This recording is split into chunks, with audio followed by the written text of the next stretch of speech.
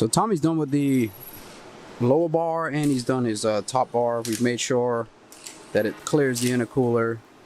He's gone ahead and triangulated the corners here, as you can see on the inside. He's gone ahead and got a couple preliminary mounts, just totally just jumbled that, for where we're going to put the hood pins. And so that's actually given us the tabs to locate the turbo, and we wanted to make sure once he was done with that, that when we removed the wastegates from each one of these corners, that we were able to pull the entire Y pipe and turbocharger out from here in one piece, so it wouldn't be something complicated if we ever had to replace anything. And that's what we did. And then as you can see, I've removed the turbo manifolds to make sure that those all come out. This whole system comes out without having to remove too many other items out of the way. That's why you can see I ran the 2 water lines to the radiator pre-hand to make sure that none of that gets in the way of the turbocharger also. And so we've got the manifolds off, Y pipes off, turbochargers off. It's all just kind of sitting right here. We just took it out, and these are going to head off to ceramic coating today, and hopefully we get them back real fast. But we've got the ability to continue on with the intercooler piping using the mount that was here holding the turbocharger, so that's going to be pretty cool. We're going to keep moving on that. As I was mentioning, I was doing the fuel lines, and Tommy's still working fixing this whole front and headlight brackets, and then it's getting pretty close. Ramon's working on a couple bars on the inside for me to make sure that we have spots to mount. Essentially what he's doing is he's working on putting a couple bars that just run in that corner, as you can see where he's got that one right there, and it's gonna have a plate that's gonna hold the mount for the fire suppression system. And the same thing on the other side, it's gonna have another bar around. Essentially it's gonna go from here across, and it's gonna have a plate to hold my surge tank so I can get rid of those zip ties. I'm not gonna complete the other lines right now until that's completely fixed in its correct location, so I don't have too much tension on the lines, or not the lines too short. And also, while I'm doing lines, a couple pieces came in for the dry sump tank. The dry sump's now mounted, and I've got a couple lines on it. I've got one of the main feed to the pump is already done. I'm coming for a sandwich, and then I've got the filter line here. Still haven't done the top yet, and that line's gonna run out for a catch can. Gotta still work on those, but I want to make sure that I get this all plumbed to make sure Tommy can have. What's that? Oh, pretzel? Mm-hmm. Bacon habanero. Bacon habanero pretzel. I guess it's time for me to eat. All right.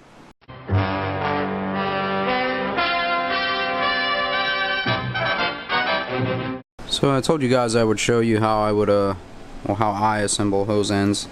Right now I'm doing a -8 fuel line for one of the fuel lines, and you can use this AN hose for oil, coolant. We use it for pretty much everything. There's multiple different ways. Everybody sells different tools on how to get it done. I'm going to show you a few basic things that I use. Pretty much vise, got a set of jaws for the ANs. Every manufacturer has about everything is a different size on this and on that, so like you can get AN wrenches, but most of the time it's just going to be strictly for tightening down the actual AN, and even then you have to get a manufacturer specific AN wrench sometimes, I've noticed. And so I pretty much use adjustables, crescent, vice grip. Sometimes you're lucky, find the right wrench. I use scissors, and I'll show you why in a sec. And that's pretty much it. It's pretty basic, pretty simple, and I'll point out and show you exactly why. So the first step is getting your length, pretty much the length I'm going to need for it. conveniently marked with a piece of tape here, and what I do is I just tape all the way around on this, and I use the center line or approximate center line of the tape as the center. And the reason I tape all the way around, and I'll show you in a sec, is because of the way that I cut it, and I don't want the ends to fray off. They still does, so go ahead and center this. You can't really use like this type of cutter, which is pretty much for your regular hose ends. You can see this isn't going to do anything for it. I'm not even going to put a dent in it. Some people have specific kind of like snippers for it. Some people with the stainless steel one specifically, they wrap it up with electrical tape and then they take a cutting wheel from an angle grinder and pretty much just cut down. What I like to use is basic hacksaw. So I'll go ahead and show you how I line it up and how I cut it with just using the hacksaw. So I pretty much remove the jaws out of the vise, and then the little center line I kind of line up to the vise, give it a little clamp, not too much where I'm crushing the hose, but then from there it's pretty simple. Just grab the hacksaw, make sure I'm staying in line, using the vise as essentially a straight line to go against.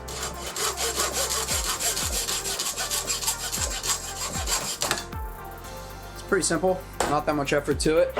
Pretty nice straight cut. But when you remove the tape, not sure how well you can see here, but not so much. Either way, it's not too crazy frayed. Now you go ahead and use just a little bit of the scissors and kind of just trim the little edges off where it's frayed, and then you can just blow this down with some air. But yeah, I do it at the end also, just to get any kind of debris or dirt out of it. This one's gonna get an angle fitting on it, 45 degree and number 8. And these come apart here. Two piece you got. This essentially threads into the hose. This is gonna go over the hose, pretty much like this. And it seats. There's a lip on the inside, it seats too. So it's pressed all the way down. And this is what I do because I use an adjustable wrench. I don't get an exact size on it, so I tape off to the very top because that piece is going to get held in the jaw and you don't want to, you know, mar it up.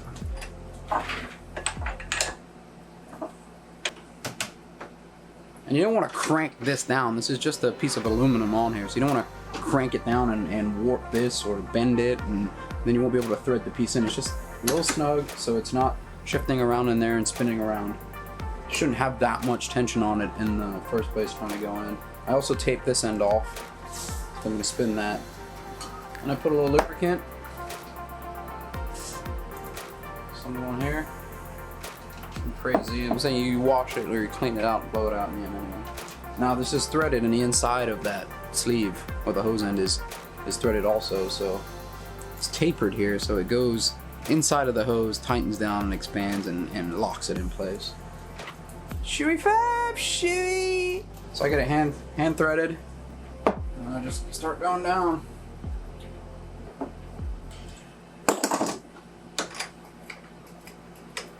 And there you go, that's an assembled line. Let me show you. You can see some areas where it would have scarred it up if I hadn't had the tape on there. And a lot of mistakes people make is they try to bottom this part down into here, and then what happens if this part of the hose is too high up and it starts catching the threads of this piece, it will start spinning the hose out of the bottom, and you also start rubbing these two pieces together and marring the inside of that up, and then you're not going to be able to get the wrench in between, especially if they're the same size, and then you try to tighten it down, it's going to catch one and just take the edge off. But you can see on this one it's nicely done, it's not damaged. I've done so many of these, it's not even funny. So now I have terminated ends on both, correct length that I need. I'm just going to go blow them out with air and make sure that they're not leaking anywhere. You can actually pressure test these if you want to. Just put them in the end, lock them down with something with a pressure, and test them before you put them on the car and realize that you've got a bunch of leaks. But I was saying, I've done this so many times now. It doesn't mean that I don't get a leak here and there every once in a while, but you'll get the hang of it, you know, doing it on every single car. So I kind of know what angles are available. Like they have straights, 90s, 120s, 150s, 30s and 60s are the common ones. You can get 150s, 180s, you know, and then they have reducers, expanders, they've got 8 hose, 6 and then they also have ones that are just like and on both sides. So there's so many you can do to try and get what you need. Have a look at one of the catalog. Vibrant's got a ton of fitting. These are all Vibrant line. They have pretty much everything you need to put a car together. You shouldn't really need much more than what they have. Y blocks, T's, ANs to MPT, ANs to metric adapters. They've got check valves. They got pretty much everything. So yeah, pretty much use the Vibrant stuff on this entire car just to keep it all the same, consistent. They even sell the wrenches too, so I can go ahead and get them on and off. But pretty simple. It's just time consuming. You make a few errors, might make it a little long, and then you got to cut it down. It sucks when it happens the other way and you've made it too short, and then now you got to take all the ends off and redo another piece of line. You've got a wasted piece, but most of the time you just stick it to the side and it'll come in handy for something else that you're going to need a shorter piece on. So pretty good at not messing these up now. I've got a pretty good system as measuring, knowing the lengths, and it's just time consuming. As I mentioned, you got all the pumps, all the fuel, all the water, all the oil lines, pretty much everything is all this. We have no hose clamps and hoses on this car, so even down to the vacuum lines, it's all AN. So it's a real race car. But I'm probably going to be doing this for like the next 2-3 days. I'll keep you posted on which ones I run where and why I did it, and it'll just come together pretty fast, so you can pretty much get the gist of it. Alright, let me go try and install it. Hopefully it fits. So Tommy's working on some engine brackets. I actually got most of the dry sump plumbed for the suction side, and the air separator actually came out pretty well. Yeah, I think if you guys remember from way back, I said I wanted them to run down under the transmission, up, and that's pretty much exactly what it's done, and allowed all this room right here for a downpipe.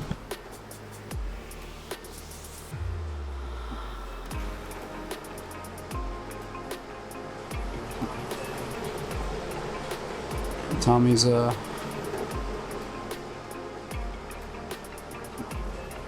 doing Tommy things. So I'm going to talk a little about this interesting comment. Interesting comments, you say? Yeah, so I've pretty much just been explaining everything as far as my thoughts and where things are going to go, and I asked Tommy questions about why Tommy does stuff. Most of the time, honestly, I know exactly what he's gonna say and why he does it.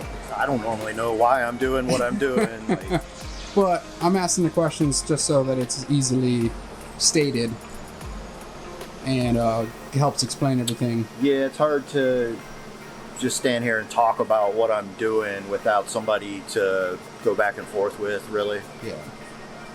And it really does look like I do nothing. Well, I mean, you're always the one holding the camera. Like, I don't ever pick the camera up and video you while you're working. Like, you made the well, they're not even in here, but you made the headers, you made the Y pipe, you cut the compressor housing, you're doing intercooler piping, you've done all the plumbing, you're gonna do all the wiring. Like, yeah, no, you've had a huge part in like all the ordering. You spend hours a day, like, just dealing with parts orders back and forth, like all the stuff nobody sees. Yeah, there was this I could see somebody pointed out that I just pretty much walk around and talk, and it kind of just looks like Tommy does everything, and it's mainly because I can't hold the camera, so I'm saying, and right. work at the same time. But Yeah. I've definitely done my fair share. All the plumbing, manifolds, downpipe, doing turbocharger, all of that's on mine, as well as, you know, picking. I'll try to pick the camera up and catch some video of you working. But no, it's not gonna happen. Yeah. It's just that I am the only one that's really the one with the camera most of the time, the one narrating the whole thing, and it is a lot of my thoughts of where everything's gonna go. But we don't kill Tommy here. He's not doing everything. Not it's everything. But the majority of it is done by Tommy and I. Just the fab work. Yeah. Which is, I am not an engine builder. You know, I'm not a parts orderer. I am not an electrician. I'm a fabricator. That's what I do. I am not a fabricator. You're trying. You're learning. Yeah, I'm definitely not my specialty. I do the engine stuff. Yeah, so I pretty much do all the setup, the engine, the turbo, the what injectors, what power, what fuel pumps. I also do all the plumbing. I do all the ordering of the parts, as Tommy was saying. I do all the making sure we have the actual subframes, making sure we got the quick changes, the transmission, the parts for the transmission, the clutches, the fittings, the lines, the what fuel we're gonna run, wheels, brakes, brake pads, everything. I order everything, and I make sure all the parts are available and which parts we're going to end up using. And I even order everything down to each fitting adapter, MPT adapter, what Mac valve we're going to use for boost. Like, it gets pretty intense, and you can't really see any of that. I'm not going to bore you with all that, but that takes a lot of time. And then in between that, I'm assembling. I say, hey, yeah, I'm just gonna go build the lines, but there's all these lines running this car. I built all the manifolds, and I showed you guys I cut one pipe, but that one runner a day, but it took a while, and I'm still doing all the other stuff on the other side. So yeah, some people had mentioned that it doesn't look like I really do much, but I'm definitely doing a lot while I can. And it looks like Tommy does all the fab work, and he does. Tommy does pretty much the most amazing fab work you can do. There's a lot of back and forth with Tommy and I about how this car is going to get done. We're pretty much the only two that know everything in and out of this car. And maybe I can try. Maybe I'll sit the camera down and take a lot more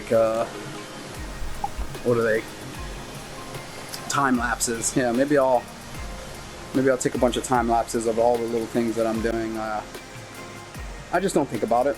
I don't always pick up the camera and think it's the first thing to do. I'm halfway through a project, and then sometimes you're in the zone and you're thinking, I gotta do this, and you don't think. Pick up the camera and then explain it, because then it lengthens out the process, especially when you're in a time crunch. So I try to just show you guys step by step what's happening and explain why it happened. I haven't really gone through and put the camera. We're not completely set up. Maybe on the next build we'll have someone else here, maintaining the camera and keeping the camera going while I'm working, Tommy's working. And this way you guys can actually see the actual progress of the stuff happening, not just, hey, I'm gonna do this, it's done. So yeah, maybe I can try for something like that, but right now I'm still gonna just keep doing what I'm doing and explaining what I did for the day. So today Tommy was doing the engine mounts, as I was showing you guys, and because of that the car was kind of up in the air and then down and up and down, so I kind of just went up and down with it. I worked a little on the bottom, so I get on the ladder. You can see I finished plumbing the stuff for the dry sump on the inside. All the lines are going down through there, and that doesn't look too pretty, but keep a eye on it. It's gonna get prettier.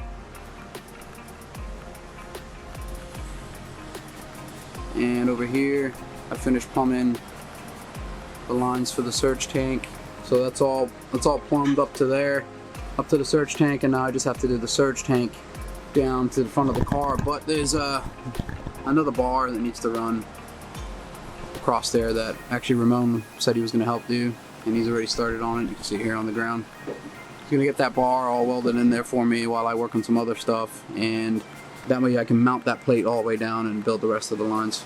Hard to see it, but it's coming together little by little. Actually, we're not staring at Tommy, but we are actually staring at what I was doing right here. So because of the dry sump and the rack, the power pressure lines are gonna have to be banjoed for clearance and also like rack relocation stuff. So working on what fittings will work, which lines will work, and which ones will run all the way across here.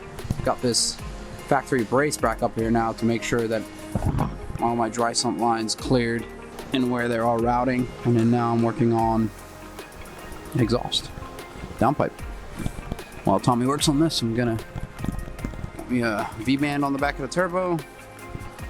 And now I gotta figure out if the Y pipe will make it through and down and still be able to actually come out to service anything, which I don't think it's going to. It's going to be the first time I'm actually going to do it's probably going to be a multi-piece pipe, so we can just remove this one section, remove this one section if the turbo needs to come out. This way you're not having to remove pretty much all the way down there. I mean, it's going to give you an extra joint, but shouldn't be a big deal.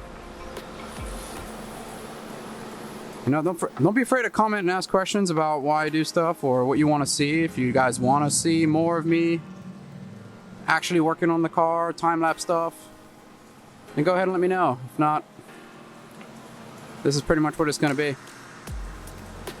But this is actually where all the fun stuff started happening. This is where the car, like, you actually see the crazy progress of it coming together like an actual race car. The first bunch of stuff that you guys have seen is just, you know, me talking and planning, and that's just what goes into it. Tons and tons of planning. And all this had to be in my head first before it happens. Well, finish it up. I'm not gonna record me doing it. Well, maybe I will. We'll see.